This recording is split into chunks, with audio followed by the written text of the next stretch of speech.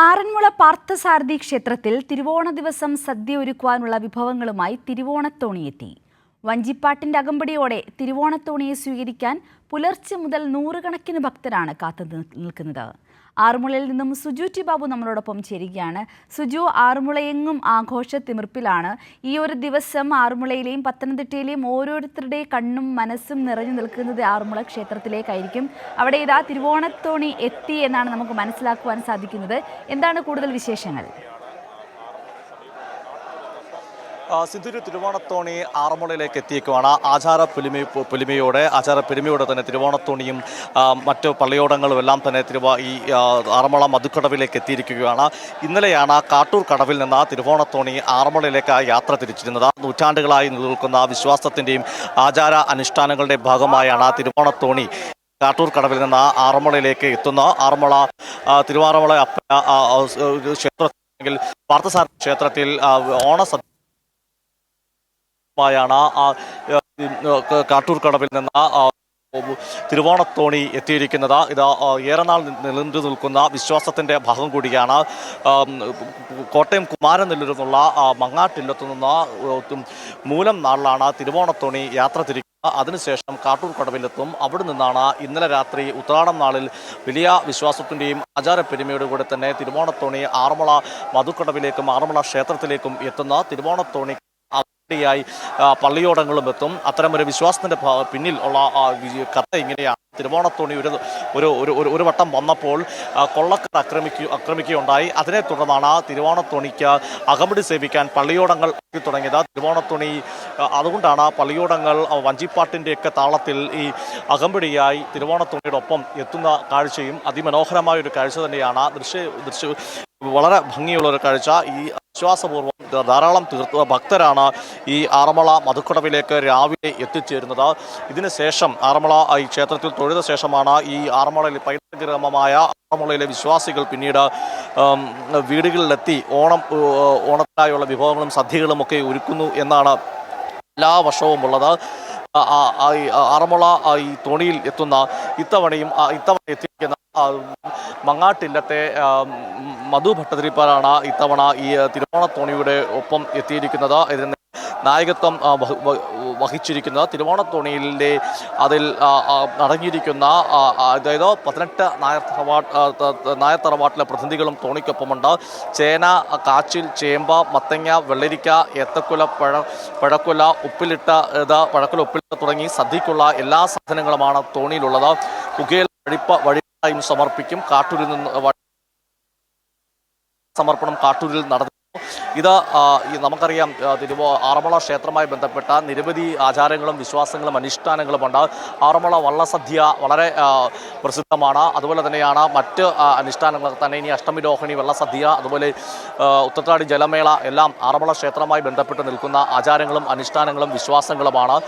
ആറന്മുള ക്ഷേത്രം എന്ന പൈതൃക ഗ്രാമമാണ്. ആ പൈതൃക ഗ്രാമവുമായി ബന്ധപ്പെട്ട് ഓണവും അങ്ങനെ നിരവധി വിഷയങ്ങളിൽ വലിയ വിശ്വാസങ്ങളും കാര്യങ്ങളുമെല്ലാം നിലനിൽക്കുന്നതാണ്. ഇന്ന് തിരുവോണത്തോണി കൊണ്ടുവരുന്ന വിഭവങ്ങൾ ഉപയോഗിച്ചാണ് തിരുവോണ സദ്യ. അതിനുശേഷം ചെലവ് കഴിഞ്ഞ് ബാക്കി വന്ന തുക സങ്കല്പത്തിൽ അതിൻ്റെ പണക്കിഴിവ് ഏറ്റുവാങ്ങി ഭണ്ഡാരത്തിൽ സമർപ്പിച്ച ശേഷമായിരിക്കും ഭട്ടതിരി മടങ്ങുക എന്നതും ഇതിൻ്റെ വിശ്വാസത്തിൻ്റെ ഭാഗമായി തന്നെയാണ്.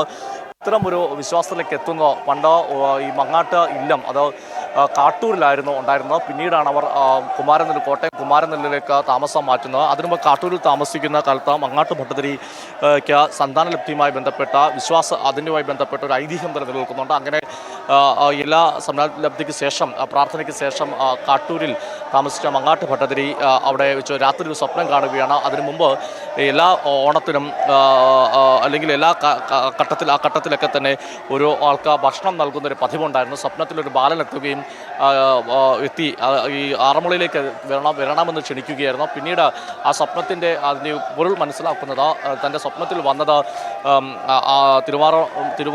തിരുവാറന്മുള അപ്പനാണെന്ന് വിശ്വസിക്കുകയും അതിനുശേഷമാണ് എല്ലാ ഓണത്തിനും മങ്ങാട്ട് ഭട്ടതിരിയുടെ നേതൃത്വത്തിൽ ആറന്മുളയിലേക്ക് മധുക്കടവിലേക്ക് അല്ലെങ്കിൽ ആറന്മുള പാർത്ഥസാരഥി ക്ഷേത്രത്തിലേക്ക് ഈ കാട്ടൂരിൽ നിന്ന് തിരുവോണത്തോണി എത്തുന്നത്. ആ തിരുവോണത്തോണി എത്തുന്ന ഒരു പ്രാവശ്യം അതിനെ കൊള്ളക്കാർ ആക്രമിക്കുകയും അതിന് പിന്നാലെയാണ് പിന്നീട് ഈ പള്ളിയോടങ്ങൾ തിരുവോണത്തോണിക്ക് അകമ്പടി സേവിക്കുന്ന ഒരു ചരിത്രമുണ്ടാകുന്നത്.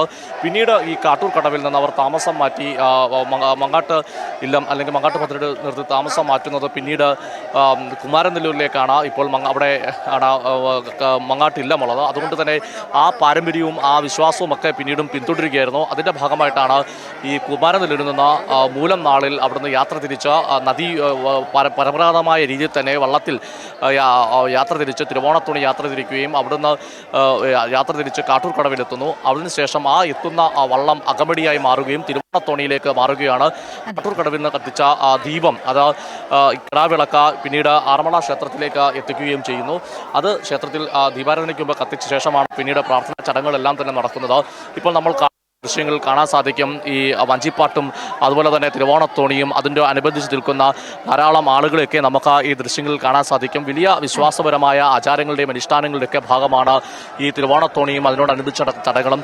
ഏതായാലും ആചാര പൊലിമയിൽ ധാരാളം വിശ്വാസികൾ ഇത് കാത്തു നിൽക്കുകയും കാണുകയും ഇതിന് അനുഗ്രഹത്തിനായി നിൽക്കുന്ന ഒരു കാഴ്ചയാണ് കാണാൻ സാധിക്കുന്നത്. ഈ ഐതിഹ്യങ്ങളുടെയും അതേപോലെ തന്നെ ഈ പറഞ്ഞ ആചാരങ്ങളും ഇടപിരിഞ്ഞു കിടക്കുന്ന ഒരു കാഴ്ചയാണ് നമുക്ക് അവിടെ കാണുവാൻ സാധിക്കുന്നത്. ഓരോരുത്തരും ആഘോഷ തിമിർപ്പിലാണ്. ഈ ആൾക്കാരെല്ലാവരും ഇന്നിപ്പോൾ ഈ തിരുവോണത്തോണിയിൽ കൊണ്ടുവന്ന വിഭവങ്ങൾ ഒരുക്കി തിരുവാറന്മുളയപ്പൻ ക്ഷേത്രസന്നിധിയിൽ ഒരുക്കുന്ന ഓണസദ്യയിൽ കൂടി പങ്കെടുത്തിട്ടാകും പിരിയുന്നത്. അതുവരെ ഈ ഒരു ആവേശം അവിടെ തുടർച്ചയായി നിലനിൽക്കുക തന്നെ ചെയ്യുമല്ലേ? തീർച്ചയായിട്ടും അത്തരത്തിൽ തന്നെയാണ് ആ കാര്യങ്ങൾ മുന്നോട്ട് പോകുക. നമുക്കറിയാം തിരുവോണ ദിവസം ആറന്മുള ക്ഷേത്രത്തിലെ സദ്യയ്ക്കുള്ള സർവ്വവിഭവങ്ങളുമായാണ്, അതായത് ഉരുളിൽ കുത്തിയ അരി മുതൽ കദളിപ്പഴം വരെയുള്ള സർവ്വ വിഭവങ്ങളുമായാണ് തിരുവോണത്തോണി എത്തുന്നത്. മങ്ങാട്ട് ഭട്ടതിരിയുടെ നേതൃത്വത്തിലാണ് തിരുവോണത്തോണിയുടെ യാത്ര. കാട്ടൂർ ക്ഷേത്രത്തിൽ നിന്നും വൈകുന്നേരമാണ് തിരുവോണത്തോണി വിഭവങ്ങളുമായി ആറന്മുള മധുക്കടവിലേക്ക് പുറപ്പെട്ടത്. രാത്രി മുഴുവൻ യാത്ര ചെയ്ത ഇന്ന് പുലർച്ചെയോടെ തോണി ഇപ്പോൾ ഈ ആറന്മുള മധുക്കടവിൽ എത്തിച്ചേർന്നിരിക്കുകയാണ്. അങ്ങനെ ക്ഷേത്രം ഭാരവാഹികളും പള്ളിയോട് സേവാ സംഘത്തിലെ ആളുകളും ഭക്തജനങ്ങളും ചേർന്നാണ് തിരുവോണത്തോണിയെ സ്വീകരിക്കുക. ആ കാര്യങ്ങളാണ് ഇപ്പോൾ നടന്നുകൊണ്ടിരിക്കുന്നത്.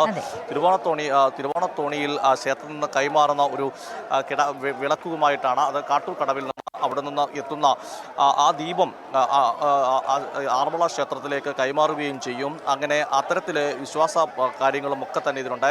ഇനിയിപ്പോൾ അല്പസമയത്തുള്ളിൽ തന്നെ നമുക്ക് തിരുവോണത്തോണിൽ നിന്ന് വിഭവങ്ങളുമായി ഈ മങ്ങാട്ടില്ലത്തെ ഇത്തവണത്തെ പ്രതിനിധി മുകളിലേക്ക് പോകുന്നതിൻ്റെ കാഴ്ചയും നമുക്ക് കാണാൻ സാധിക്കും.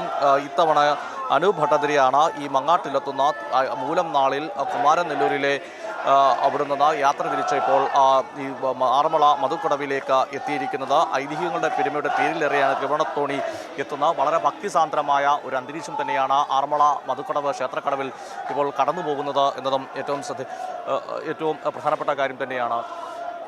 അതെ, വ്യക്തമാണ് സുജു.